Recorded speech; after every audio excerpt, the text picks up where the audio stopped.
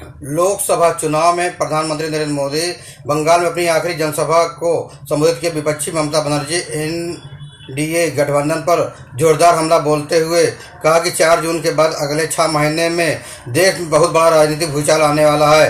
परिवारवादी पार्टियां अपने बिखर जाएंगी। इनके कार्यकर्ता भी अब थक चुके हैं। वो भी देख रहे हैं देश किधर जा रहा है और ये पार्टियां किधर जा रही हैं।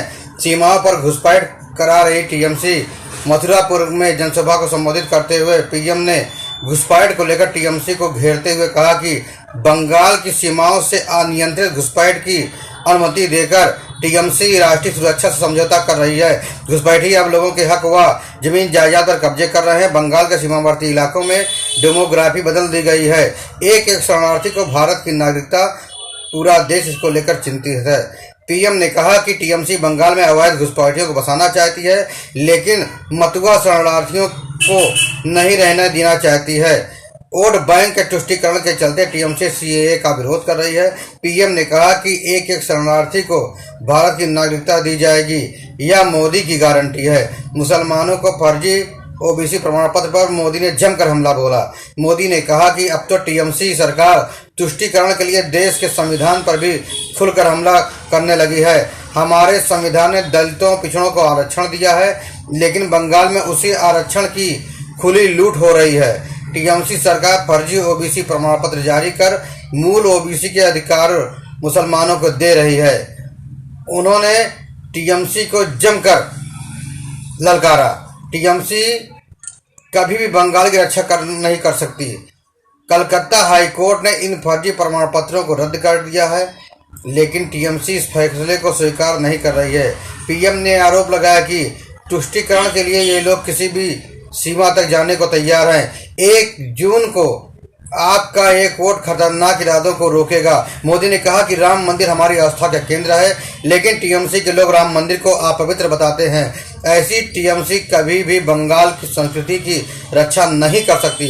लोगों का प्यार टीएमसी को बर्दाश्त नहीं हो रहा है। टीएमसी बंगाल के लोगों से इतना चिड़ी हुई है कि वह राज्य की पहचान खत्म करने में लगी हुई है। बंगाल के मठों, साधु संतों तक को नहीं छोड़ रही है। टीएमसी के गुंडे रामकृष्ण मिशन, भारत सेवाश्रम संघ के मठों पर हमले तक कर रहे हैं। मोदी ने कहा कि टीएमसी और इंडी जमात वाले बंगाल को विपरीत दिशा में ले जा रहे हैं। बंगाल पर भाजपा के लोगों का प्यार मिल रहा है। टीएमसी को बर्दाश्त नहीं हो रहा है, इसलिए टीएमसी बौखलाई हुई है। केंद्रीय योजनाओं को रोकने का आरोप लगाते हुए मोदी ने कहा कि विभिन्न केंद्रीय योजनाओं को रोकने के लिए तमाम हथकंडे अपना रही है। बंगाल के प्रति नफरत से भरी टीएमसी सिर्फ अड़ंगा लगाती है।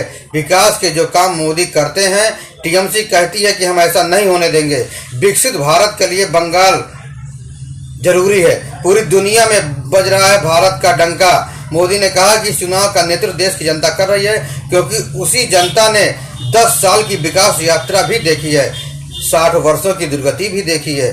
देश के नौजवानों गरीब जीवन की मूलभूत सेवाओं से वंचित थे।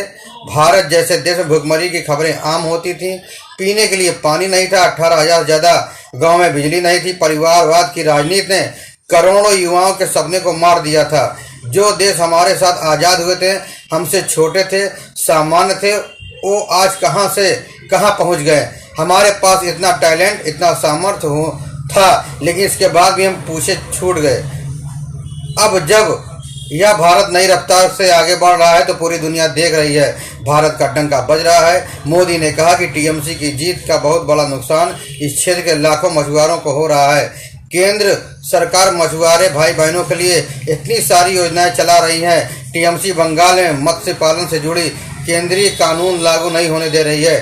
टीएमसी को अपने तोलाबाजों और कटमनी से केवल मतलब रह गया है। मोदी ने कहा कि टीएमसी को तो अपने तोलाबाजों कटमनी के सिस्टम से मतलब है।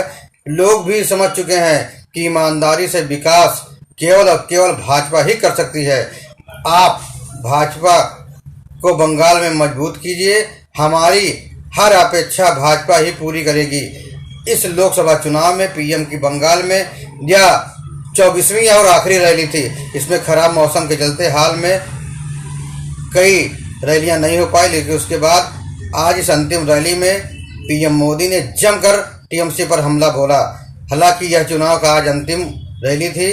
प्रधानमंत्री ने सबको बधाई भी दिया और कहा कि ईमानदारी के साथ 2 तारीख को वो वोट जाकर जरूर दे, पहले मतदान तब जलपान, और उन्होंने सबको प्रणाम भी कहा है।